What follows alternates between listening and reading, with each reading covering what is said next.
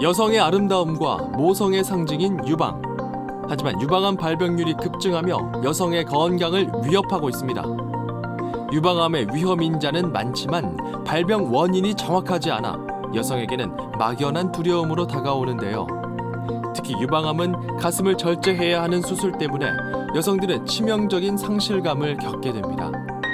하지만 조기에 발견하면 유방을 보존할 수 있는 치료 방법도 있습니다. 특히 유방암은 다른 암과는 달리 생존율이 아주 높은데요. 그러면서도 재발과 전이가 잘 되기 때문에 수술 뒤 관리와 치료가 매우 중요합니다. 자, 그럼 지금부터 여성의 건강을 위협하는 유방암에 대해 알아보겠습니다.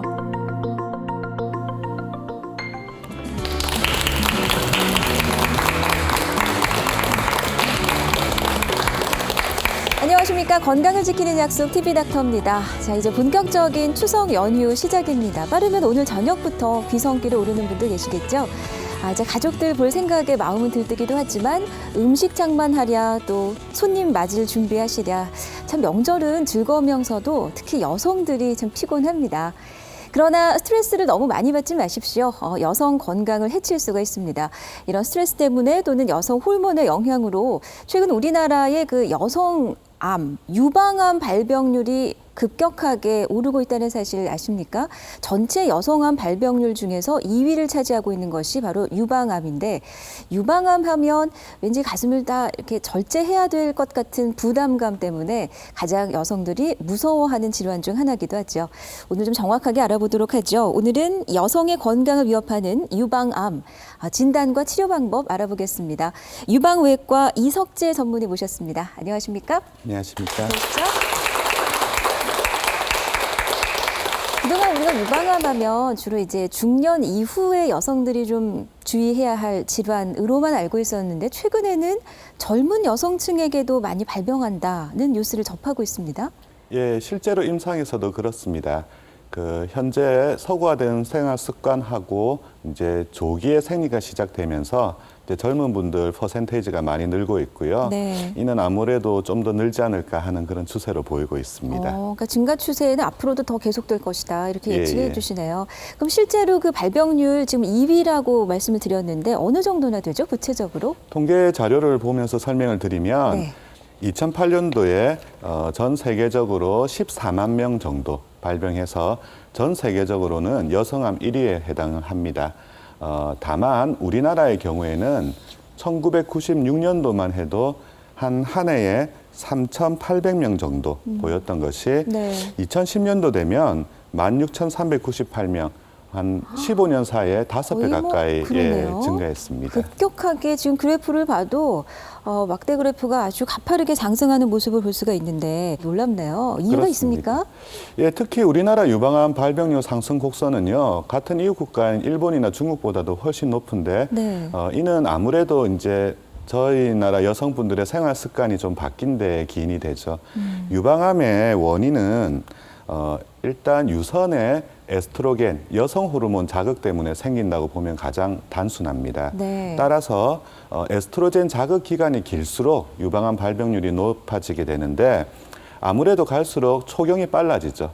그리고 또 폐경이 또 늦어집니다. 네. 그리고 이제 임신 기간이 이제 늦어질수록 또 모유 수유 도중에는 또 호르몬 분비가 일시적으로 중단되기 때문에 수유가 안 될 경우에도 늦습니다. 네. 그리고 피임약과 여성 호르몬 제제, 특히 폐경후에 많이 드시게 되는데 여기에는 또 고농도의 에스트로겐 농도가 함유되어 있기 때문에 여성 호르몬 레벨을 올리는 데 기여한다고 보실 수 있고요. 네. 그리고 그외 생활적으로 보면 이제 여성 호르몬을 만드는 성분 자체가 스테로이드 호르몬이기 때문에 고지방식, 즉 서구화된 식습관도 관련이 있고요. 당연히 음주, 비만도 이제 유방암의 원인이 되고 또 유전적 요인이 있네요. 그럼요. 유방암은 유전적 요인이 있는 걸로 확인된 대표적인 암 중에 하나입니다. 네. 그래서 피 검사를 통해서 BRCA 1번, 2번 유전자가 있나 없나를 확인하게 되는데요. 이 유전자가 있다면 네. 보통 85% 정도 유방암 발병률을 보입니다. 예. 따라서 직계 가족 중에 2분 이상의 유방암이 있다거나 특히 오빠나 남동생, 즉 남자 남자 형제에서 형제. 유방암이 있으면 요거는 좀 유전적 유방암의 가능성이 있다고 보시면 됩니다. 남자한테도 유방암이 있어요? 여자 유방암 100명 중에 1명꼴로 보입니다. 아주 드물게 네. 관찰되죠. 아, 그렇군요. 근데 남자든 여자든 직계 가족 중 2명 이상이면 나도 한 유전적 번쯤 검사 의심해 볼 필요하죠. 필요가 있겠다라는 네. 말씀이시네요. 그러면 그 암이라는 것이 어디에 발생하는지 또 어느 정도인지에 따라서 치료 방법이 다 다르잖아요. 그렇습니다. 유방암도 마찬가지겠죠. 네네. 그래서 유방의 구조는 지방, 피부 이런 조직을 빼면 이제 아기 전 나오는 유선과 유선을 지지하고 구조하는 이제 실질 조직, 섬유 조직으로 되어 있습니다. 네. 그래서 암 발병이 제일 많이 되는 부분은 아무래도 젖줄, 즉 유선에서 발병되고요. 그 다음에 이 젖줄 사이에 있는 실질 조직에도 암이 나옵니다. 네. 또 하나 재미있고도 조금 중요한 사실은 유두에서 이제 발생하는 암이 있습니다. 예. 사람 이름을 붙여 파제시 병이라고 하는데 이 병의 특징은 유방 안에는 혹이 있거나 이상이 없는데 유두 근처에서 습진, 그러니까 뭐 딱지가 않는다거나 이렇게 짓무르는 경우에 네. 검사를 해서 발견되는 유방암이 있습니다. 예. 따라서 유두 끝부터 밑에까지 어느 부위든 다 발생할 수 있다고 보시는 게 좋겠죠. 네. 어디든 발생할 수 있지만 또 특별히 잘 발생하는 부위도 따로 있긴 하네요. 그렇습니다. 예. 예. 그럼 보통 증상이 어떤가요? 뭐 멍울이 만져진다, 뭐가 나온다, 이 정도는 우리가 좀 상식적으로 알고 있는 수준인데요. 네네. 유방암 검진을 위해서 찾아오시는 가장 흔한 경우는 바로 만져지는 멍울이죠. 예. 그래서 유방을 이렇게 만졌을 때 뭔가 주변의 정상 조직과 다르게 융기돼 있다거나 이렇게 딱딱하게 만져질 때 네. 그때 많이 오시게 되고요. 두 번째는 꼭 이 자리를 빌어서 강조하고 싶은 거는 분비물입니다. 유두에서 분비물이 나올 때도 유방암의 확률이 매우 높고요. 네. 또 이때 발견되는 암의 특징은 매우 초기입니다. 그래서 분비물에서 찾는 것도 중요한데 혹시 오해하실까 봐 그 색깔을 꼭 강조드리면 네. 암은 약하죠. 부스러집니다. 따라서 분비물은 꼭 피가 섞이게 돼 있어요. 예. 그래서 짰을 때 아주 붉은 핏빛이나 또는 블랙커피처럼 이 검은색이 아니라면 너무 놀라실 필요는 없겠죠. 아, 예. 그다음에 방금 말했던 것처럼 파제시병, 즉 유두 근처에서 습진이 생겼고 가렵고 뭐가 딱지가 않는데 이게 연고 발라도 잘 안 나을 때 이럴 때도 한번 의심을 해보셔야 되고요. 네. 나머지 두 개는 함몰과 피부 변화는요 이미 많이 진행된 상태입니다. 네. 즉 암종이 커져서 피부를 끌어당겨서 보조개처럼 들어간다거나 유방 피부 변화가 포트랑제라고 해서 오렌지 껍질 피부라고 얘기를 하는데 귤 껍질처럼 거칠고 딱딱할 때도 이미 암이 피부까지 진행이 됐을 경우에 그렇게 그러니까 보게 됩니다. 겉에 그 유방의 피부가 귤처럼 딱딱해지고 거칠어지는 거예요? 그렇습니다. 어. 그래서 정확하게 그 명칭처럼 네. 오렌지 껍질처럼 보인다고 생각하시면 되겠죠. 아, 네. 그렇게 그럼 보시면 육안으로 됩니다. 확실히 우리가 구별할 수 있겠네요. 그렇습니다. 근데 멍을 만져지는 거 이렇게 만져 보십니까 평소에? 근데 보통 정상 컨디션일 때도 이렇게 만지면 뭔가 이렇게 안에 덩어리 같은 게 만져지잖아요. 여성분들 아시죠?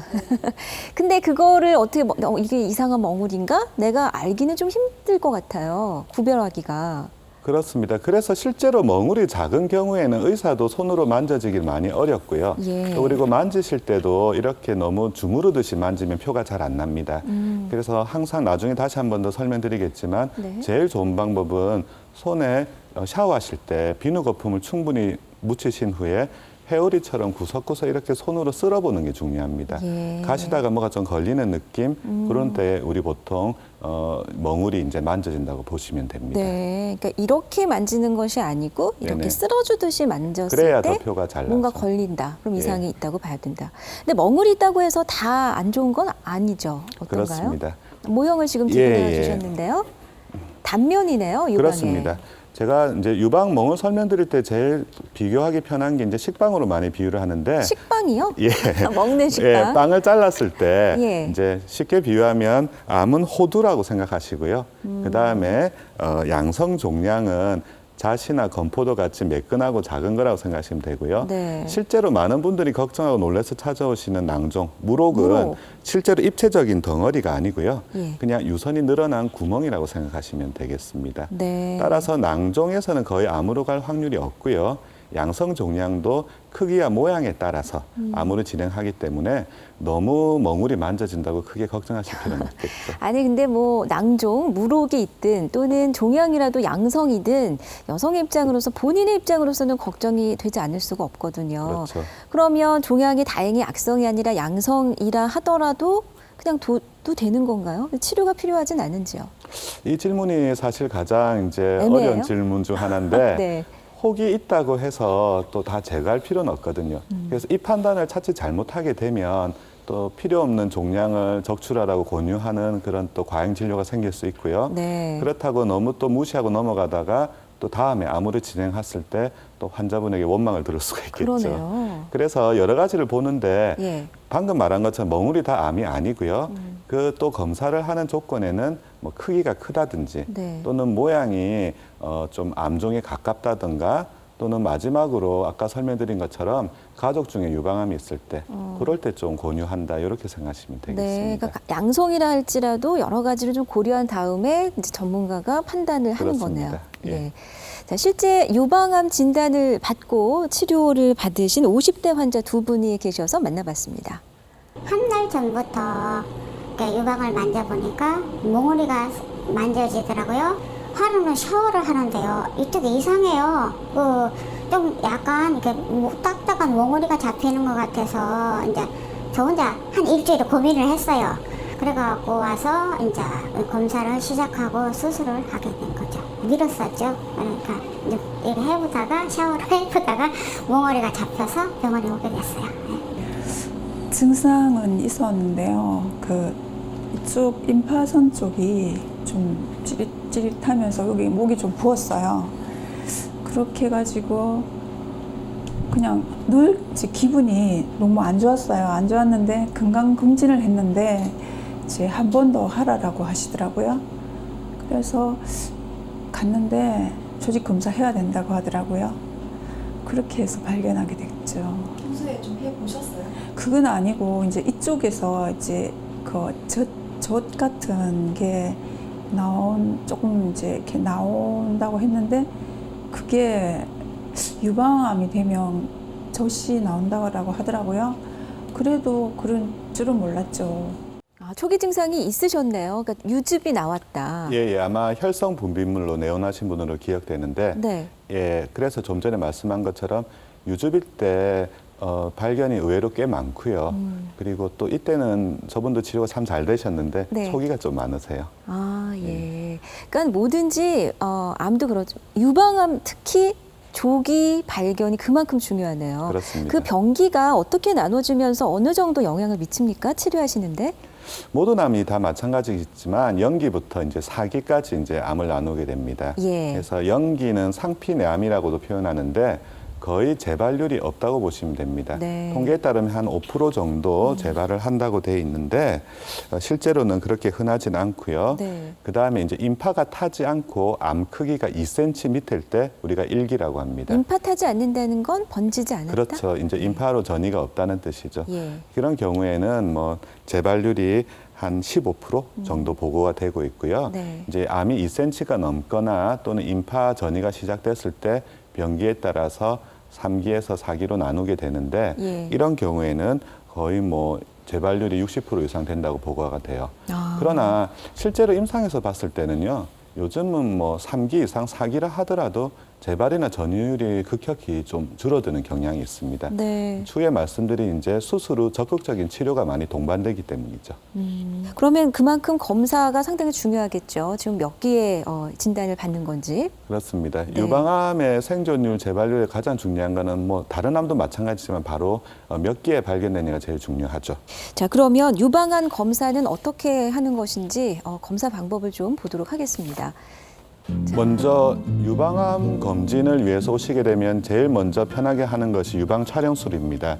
유방을 납작한 판으로 납작하게 눌러서 안에 이제 모양이 어떤지 혹시 멍울이 보이는지 또 미세석회라고 해서 암을 만들 수 있는 물질이 있는지 봅니다. 네. 그래서 사진을 보시면 표가 나는데 윗부분에 보면 하얗게 민들레 홀씨처럼 보이는 네. 부분이 있죠.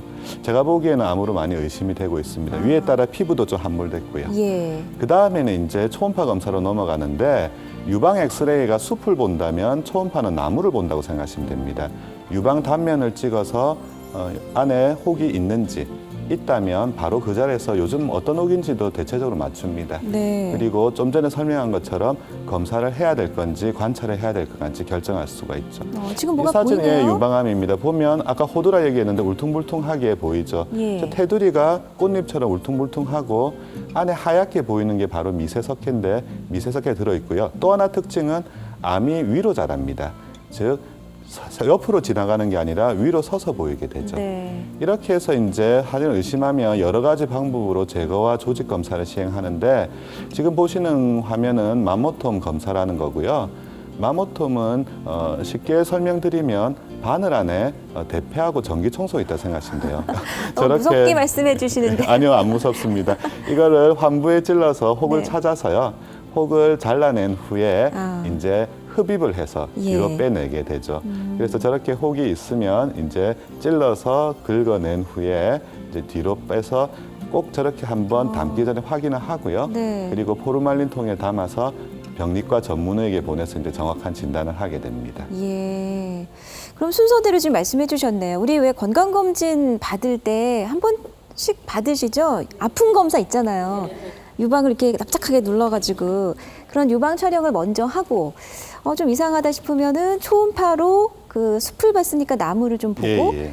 또 더 이상하다 그러면 맘모톰으로 조직을 아예 빼내서 예, 여러 가지 이제 방법이 있죠. 맘모톰도 그중 한 가지입니다. 네. 어쨌든 찔러서 빼내니까 아플 것 같기도 합니다.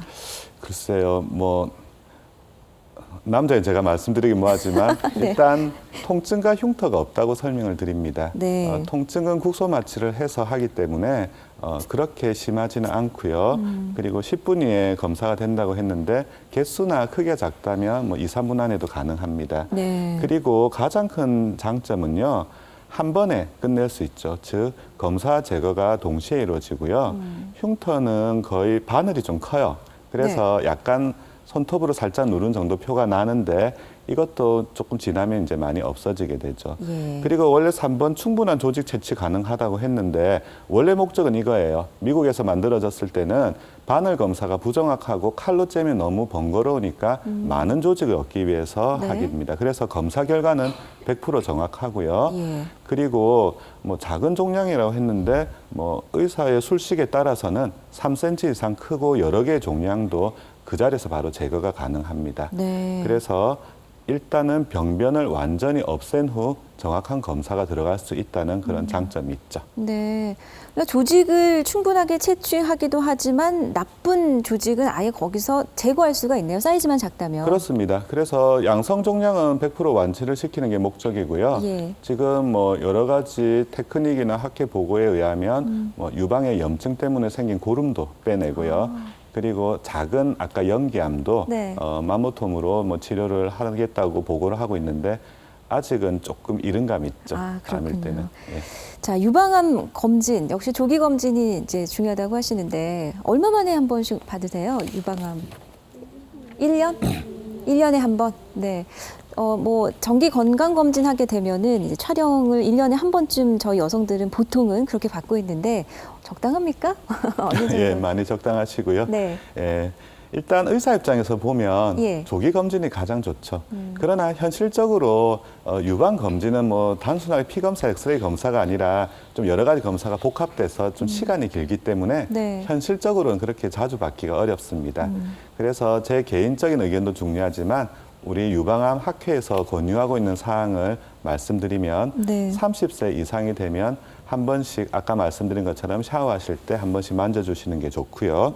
그리고 35세 이후에는 2년에 한 번 검진을 하시는 게 좋고요. 네. 40세가 넘게 되면 사람에 따라서 1년에서 2년 사이로 좀 짧게 한 번씩 체크를 해보시게 되는데 이것도 뭐 이전에 젊었을 때 뭐 혹을 제거한 적이 있었다거나 또는 특히 자매가 좀 높아요. 가족력이 있다거나 또는 뭐 사람마다 다 개인적 성격이 다르잖아요. 예. 뭐 불안하시거나 주변에 유방암 때문에 또 아픈 광경을 목격하시는 분들은 또 자주 검진을 권하기도 합니다. 네. 아무래도 여성의 가슴은 또 외적으로 아름다움을 상징하는 그 여성성을 그렇습니다. 상징할 수밖에 없습니다. 예. 그런데 수술하게 되면은 좀 절제해야 된다는 부담감, 상실감이 상당히 크면서도 무섭거든요. 대부분은 다 보존술을 하시죠. 아, 대부분이요? 예, 그렇습니다. 전절제를 들어가는 분들은 요즘은 많이 드뭅니다. 예. 일단 20년 이상 정리된 보고에서도 전절제와 부분절제술이 생존율 재발률에서 거의 동일하다고 지금 나온 상태가 있습니다. 네. 그러면 보존술을 받게 되면은 그래도 건드리는 거잖아요, 유방을. 그렇습니다. 그럼 좀 모양이 변한다든지 뭔가 이렇게 상처가 난다든지 이런 예. 건 좀 감수를 해야 됩니까? 예, 유방암 수술은 대표적으로 두 가지 방법이 있죠. 첫째는 유방을 전절제하는 변형 근치 전절제술입니다. 네. 이는 겨드랑이부터 유방 중심까지 사선으로 이렇게 칼을 넣어서 안에 있는 유선 조직을 모두 다 드러내는 거고요. 그리고 보존술은 이제 암종이 있는 부분에 원하는 만큼 흉터를 넣어서 상하 좌우 위아래로 암이 없는 깨끗한 마진만큼 이제 제거를 하게 됩니다. 네. 그리고 최근에는 또 이 수술 사이에 즉 보시면 보존술은 좀 작고 전절제수 많이 크기 때문에 예. 환자의 그 또 선택 사항에 따라선 유륜 보존 전절제술이라고 해서 피부와 유두는 그대로 보존하고요. 네. 안에 내용물만 없애는 방법도 시행하고 있습니다. 아, 그러면 전절제술 같은 경우에는 그 유두, 유륜까지 전부 다 절제를 하게 되는 거예요? 보존적으로는 그렇습니다. 아, 예. 하지만 남기면서 할 수도 있다. 그거를 유륜 보존 유방 전절제술이라고 하는데요. 예. 모든 환자분한테 해당되진 않지만 대체적으로 10분이 오시면 7분 정도는 유방 보존술을 하시고요. 2분 정도는 전절제술 어쩔 수 없이 선택하고 네. 1분 정도는 그렇게 해도 지금 제가 치료한 예후를 봐서는 거의 차이가 없습니다. 그러면 10분 중에 한 2분 정도는 전절제를 한다. 어쩔 예. 수 없이 예. 말씀해 주셨는데 어떤 경우인가요? 가장 이제 흔한 경우는 바로 크기입니다. 즉 유방암이 크다는 말은 일단 진행도 많이 됐고요. 네. 방금 말한 것처럼 깨끗한 마진을 얻기가 어렵죠. 두 번째는 다발성 유방암이라고 해서 네. 하필이면 한 군데도 머리가 아픈데 여러 군데 생기는 경우 그렇습니다. 예. 세 번째는 요즘은 테크닉에 따라 좀 달라지지만 방금 보존술 땐 유두가 살잖아요. 근데 네. 하필이면 암이 유두 바로 밑에 있을 때 그런 경우는 전절제술을 하게 되고요. 그리고 보존술이 동일한 생존율을 얻기 위해서는 여러 가지 추가적 치료가 많이 필요하거든요. 네. 그래서 고령이실 때 뭐 조금 표현을 달리하면 수술로 그냥 끝을 내버려야 될 필요가 있으실 때는 모양보단 전절제술을 택하고요. 또는 임신이라든가 옛날에 방사선 치료를 한번 받으신 적이 있는 경우에는 아무래도 수술 후에 추가 치료가 받기가 어렵기 때문에 바로 전절제술로 들어가게 됩니다. 네. 근데 전절제를 하게 되면 또는 부분절제라도 좀 많이 드러냈을 경우에는 그 재건술이라는 것이 있다던데요. 그러니까 그 원형으로 다시 복구할 수 있다든지 아무래도 좀 외적인 부분도 무시할 수가 없거든요. 그렇습니다. 예. 예. 그래서 요즘 많은 분들이 재건술을 선택하시게 됩니다. 재건하는 방법은 크게 두 가지로 나누는데 예. 가장 많이 시행하는 거는 이제 자가 조직을 이용해서 네. 유방을 성형을 합니다. 그래서 이제 유방이 크신 경우에는 이제 복직근이라고 써놨지만 뱃살이죠. 이렇게 뱃살. 배를 잡으면 접히는 뱃살을 오려서 네. 유방으로 올립니다. 그럼 뱃살이 좀 빠지는 효과가 그것도 있죠. 있어요. 그리고 네. 흉터가 나중에 하면 이제 제왕절개 흉터처럼 남기 때문에 예. 크게 부담이 없는 그런 게 있고요. 또 사실 저희가 많이 사용하는 방법은 그 등살이죠.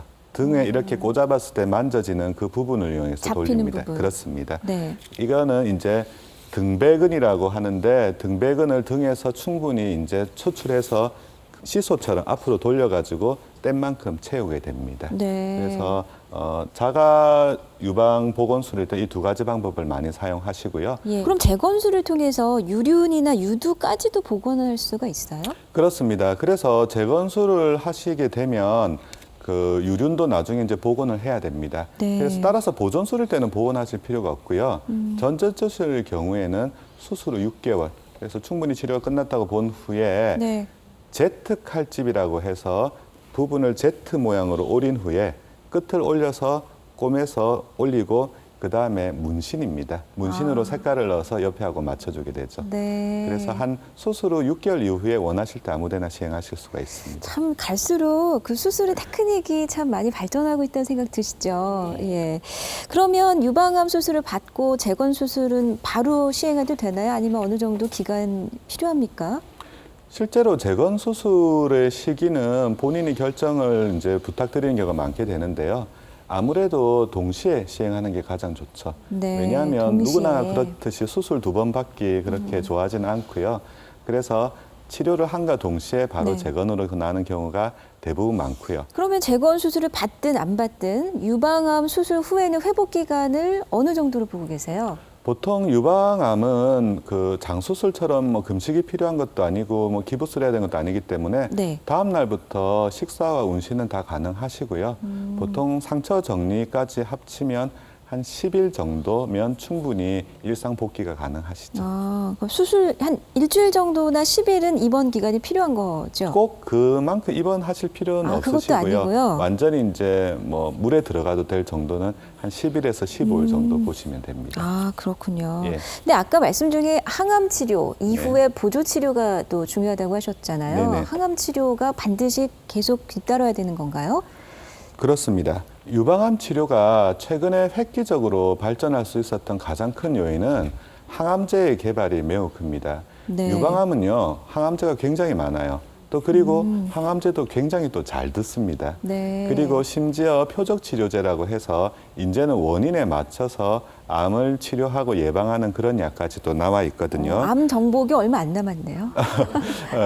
뭐 단언컨대 뭐 초기에만 발견된다면 네. 유방암은 뭐 크게 걱정하실 건 아니라고 오히려 기분 나쁜 표현이 될지 모르겠지만 예. 얘기 드릴 수가 있습니다. 조심스럽게요. 예, 그래서 유방암의 원인이 아까 말한 것처럼 제일 흔한 게 이제 호르몬 때문이잖아요. 그렇다면 실제로 50년대, 60년대는 유방암 걸리면 난소도 같이 제거를 했거든요. 아, 그런가요? 예, 최근에는 이제 호르몬 억제제, 즉 여성 호르몬 수용체를 차단하는 여러 약제들이 있고요. 그 다음에 헐투 유전자라고 해서 아주 유명한 유전자인데 유전자가 과잉 발현해서 생기는 경우에는 트라추추맵이나 베바추추맵이라는 제제를 이용해서 네. 뭐 조금 틀리지만 비유를 쉽게 하게 하면 유전적인 그 차단까지도 초래할 수 있는 그런 획기적인 약들이 있습니다.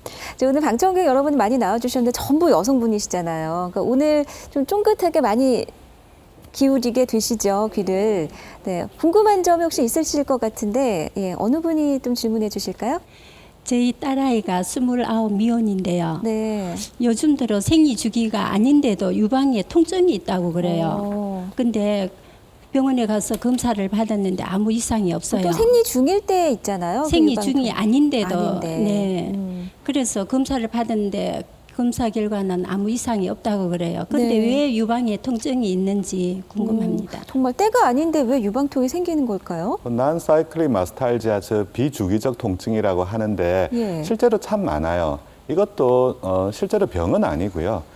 증상이죠. 즉 두통이 있다고 다 뇌종양이 있는 게 아닌 것처럼 일상적인 증상인데 그런데 방금 젊은 분이라 하셨잖아요. 젊은 분이 꽤 많습니다. 즉 외래 신환 환자 중에 젊은 분이 만져져서 온다는 경우보단 아파서 걱정돼서 오시는 분이 많은데 20대 뭐 예, 10대 후반도 많아요. 10대도요? 그래서 일단은 검진해서 별 이상이 없었다면 병은 아니고요. 예. 대신에 생활 습관에서 몇 가지 유방통을 유발하는 것들이 있습니다. 그래서 확실하게 증명된 거는 과다한 카페인 섭취예요. 그래서 또 아이러니컬하게 일부 보고에서는 커피가 또 유방암 예방에 좋다는 보고도 아, 있거든요. 뭐 이렇게 좀 어렵습니까? 예, 네. 카페인이 제일 어려운데 예. 확실한 건 그 카페인 종류를 많이 섭취하면 유방통은 옵니다. 너무 많이라는 건 뭐 기준이 있어요? 그 기준은 제가 특별하게 교과서 통해서 정해진 건 없고 예. 그냥 제가 환자분들한테 설명드릴 때 1일 이상 2잔 이상 드신다면 좀 많다고 보거든요. 그래서 통증이 있을 때는 안 먹거나 조금 줄여주시는 게 도움이 되고요. 네. 두 번째는요. 당뇨약 그리고 남자들 탈모약. 실제로 남자분도요. 당뇨나 탈모약 오래 먹으면 멍울이 쓰고 유즙이 나와서 오시기도 해요. 아, 그래요? 예. 그런데 젊으시기 때문에 당뇨나 탈모약은 안 드실 거고요. 네. 또는 위장약도 좀 관련이 있거든요. 그래서 평소에 안 먹던 약을 조금 장기적으로 복용한 게 있는지를 체크하는 게 중요한데요. 네. 대체적으로 증상이 뭐 괜찮고 아프기만 하다면 검사로 확인됐다면 크게 걱정하실 건 없죠. 네. 그러니까 그 먹는 음식이나 평소에 좀 다르게 먹었던 걸 좀 체크해 볼 필요가 있겠습니다. 예. 그 자가 진단을 꼭 해봐라 말씀해 주셨잖아요. 네네. 그것도 이렇게 만지지 말고 이렇게 문지르듯이 쓸어 내리면서 샤워 중에 하라 이렇게 말씀해 주셨지만 좀 더 좀 구체적으로 설명을 해주셨으면 좋겠어요. 예. 일단 그 자가 진단문에 앞서 말씀드릴 건 만져져서 오면 조금 진행이 됐겠죠. 그래서 조기 검진을 좀 자주 하실 거를 뭐 제가 꼭 의사라서 드리는 말씀은 아니고요. 네. 좀 먼저 강조를 하고요. 예. 먼저 모양을 보는 게 중요합니다. 그래서 거울을 보면서 일단 첫 번째로 봐야 될 게 유방이 똑같은지 좌우가 양쪽이? 짝짝이가 아닌지 예. 유두가 한쪽이 내려오고 올라간 게 아닌지 한번 확인을 해 주시고요. 예. 그래서 여러 가지 포즈로 관찰해 주시는 게 중요해요. 내렸다가 올렸다가 만세했다가 유방을 움직여 가면서 보는 게 중요하죠. 네. 그러면 이제 모양이 똑같은지 아까 말한 유두에 뭐 습진 이런 게 있는지 또는 뭐 오렌지 껍질 같이 피부 변화가 있는지 또는 보조개처럼 들어가 있는지 확인이 됩니다. 네. 그 다음에 이제 만져보게 되는데 이제 세 손가락입니다. 그러니까 이렇게 만지는 게 아니라 이렇게 쓸어보듯이 이렇게 만지는 거죠. 네. 그래서 뭐 이렇게 회오리 방향으로 보통 많이 만지세요. 이렇게 해서 만지고 그 다음에는 가볍게 짜주십시오. 유방암 교과서에도 나오는데 억지로 짜서 나오는 분비물은 의미가 없다고 되어 있거든요. 그래서 살짝 짰을 때 분비물이 아까 말씀드린 것처럼 뭐 블랙 컬러, 검은색 계통을 띠는 거 피가 한번, 섞여서. 그렇죠. 예. 한번 확인해 주시는 게 그럼 중요합니다. 평소에 나오는지 확인하려면 속옷을 보면 되겠네요. 아, 묻어 네, 있는지. 맞습니다. 그래서 정말 잘 알고 계신데요. 예. 그 브라나 하얀 속옷에 까만 게 묻어 있다면 오. 꼭 병원에 한번 오시는 게 중요하죠. 오, 그러니까 그냥 벗어버릴 게 아니라 그래서 확인을 하고 예 그런 생활 습관이 필요하겠습니다. 예. 그리고 그 샤워 중에 아무래도 하는 것이 좀 편리하겠어요. 이렇게 마사지를 해보려면은. 그럼요. 그게 이제 일부러 뭐 이렇게 번거롭게 하실 필요 없이 샤워하실 때 거울 보고 하시면 좋고요. 네. 그리고 참 재미있지만 중요한 사실은 또 목욕탕에서 세신하시는 분들이 세신사분들이 많이 발견해져요. 때밀 때요? 그렇죠. 아. 그 어머니 이거 뭐 밀다 보면 여기 뭐 좀 있네 한번 병원 가보는 게 좋겠네 해서 왔다는 분들이 꽤 있어요. 네. 초기 의사시네요. 예. 그래서 이제 여기를 만져 이렇게 세신하시다 보면 또 예. 경험이 많잖아요. 그렇죠. 그렇게 발견되시는 경우도 흔합니다. 네. 자, 샤워하실 때 오늘부터는 세심하게 내 몸을 관찰하는 버릇을 좀 들이는 게 좋겠습니다. 자, 그리고 수술 후에 좀 금기되는 음식이 있다고, 어떤 예방하는 음식, 식습관, 이런 것들이 유방암에 좀 도움이 될까요? 이건 참 어려운 질문인데요. 왜냐하면 구체적으로 식품도 언급을 해야 되고 또 의사마다 의견도 다르고 여기에는 또 뭐 한의학 쪽에 종사하시는 분이라든가 또 다른 의견에 이견이 있을 수 있기 때문에 조심스러운데 네. 일단은 원리에 맞춰서 설명을 드리면 에스트로겐 레벨이 높잖아요. 그 여성 호르몬을 만드는 건 스테로이드입니다. 스테로이드를 만드는 건 지방이죠.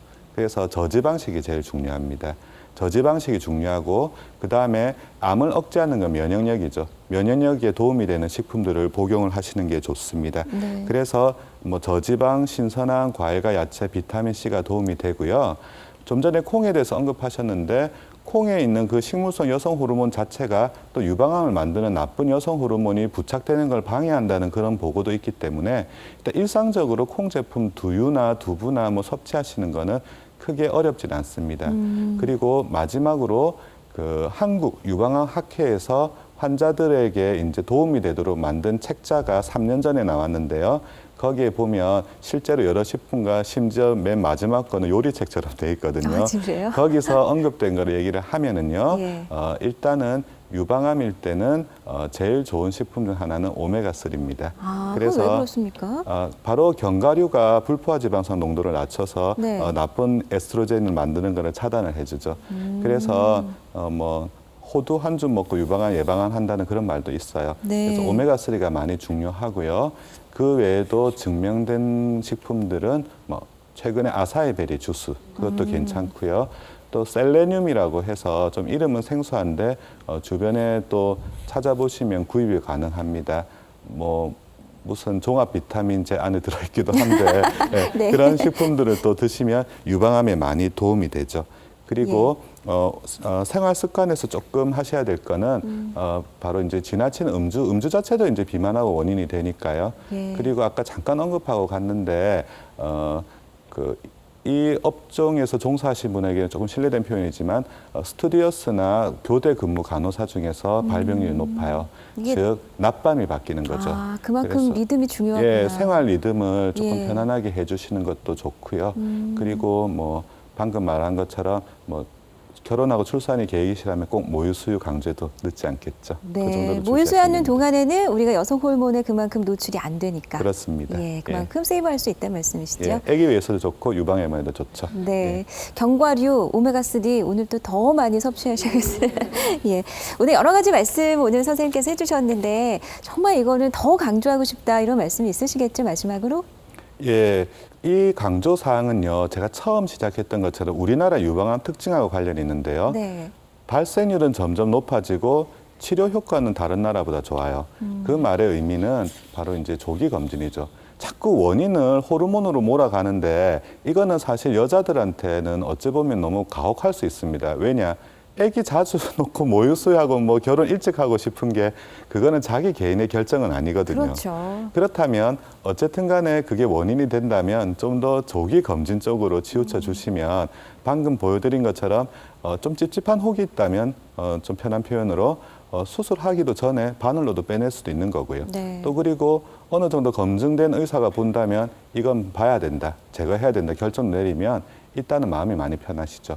그래서 자가 검진, 뭐 생활 습관의 변화도 중요하지만 제가 뭐 의사라서 이 말을 하는 게 아니라 조기 검진 정말 중요하고요. 네. 두 번째는 일단은 병이 확인됐을 때의 마음가짐이신데 OECD 중에서 제일 치료 효과가 높습니다. 미국이나 유럽보다 훨씬 더 잘 나아요. 그거는 방금 말한 것처럼 약도 잘 듣지만 약에 대한 선택의 폭이 굉장히 높습니다. 그런데 여기에서는 여러 가지 본인의 의지가 중요하시더라고요. 흔들려요. 저 수술은 편하게 받아요. 어머니 유방암입니다. 빨리 수술하셔야죠 하면 어떡하겠습니까? 빨리 하루라도 더 빨리 수술을 하기를 원하셔서 하는데 끝나고 나면 네. 주변에 항암하는 분을 보게 되죠. 많은 말을 또 듣습니다. 뭐 탈모 때문에 머리에 두건을 쓴다거나 뭐 독실해서 면역이 떨어져서 주사를 맞고 올린다거나 또 구역질하는 거 보면 많이 두려워하세요. 네. 그런데 실제로 유방암은요, 항암제가 많은 도움이 되고요. 사기도요, 1년에 한두 분 보게 되는 사기라는 말 다른 데 퍼졌다는 뜻이거든요. 네. 그런 분은요, 바로 수술 안 하고 항암 먼저 해요. 항암 먼저 하면 퍼졌던 게 싹 줄어가지고요. 실제로는 전절제술을 해야 된다고 말했는데도 부분으로 바꾸는 경우도 있습니다. 그러네요. 그래서 자기가 선택되고 믿을 만한 주치가 생기신다면 수술 후에 유방암은 이미 전신질환입니다. 국소질환이 아니거든요.